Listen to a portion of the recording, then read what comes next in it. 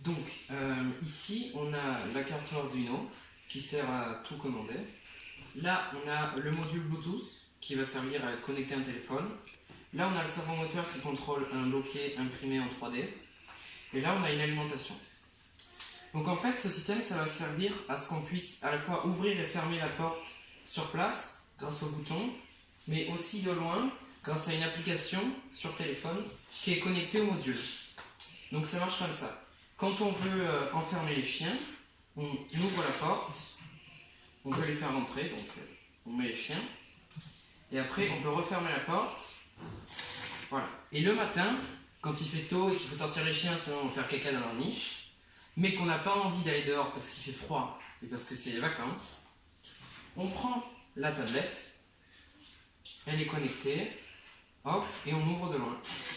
Voilà. Et donc là, les chiens, quand ils en ont marre et qu'ils ont envie d'aller aux toilettes, ils peuvent pousser la porte et elle s'ouvre toute seule. Enfin, voilà.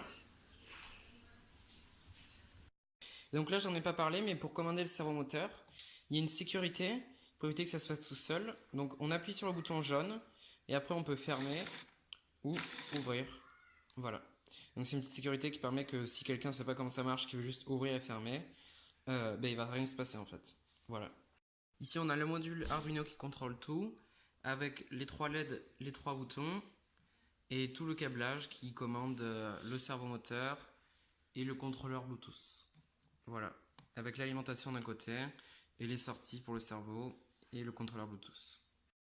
Malheureusement j'ai pas pu filmer la construction, mais du coup je vais vous expliquer par rapport au rendu final.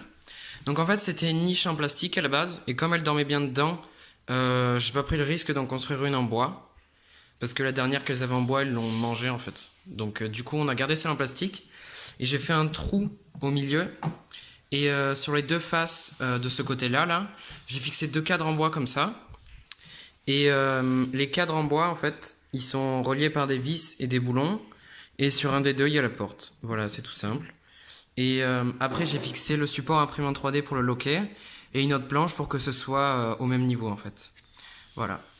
Et après ça et ça c'est fixé par des vis. Et donc si on regarde de l'autre côté, du coup, on a les vis. Voilà, donc là on a les boulons, là on a les vis de la planche, et là on a les vis du loquet en imprimante 3D.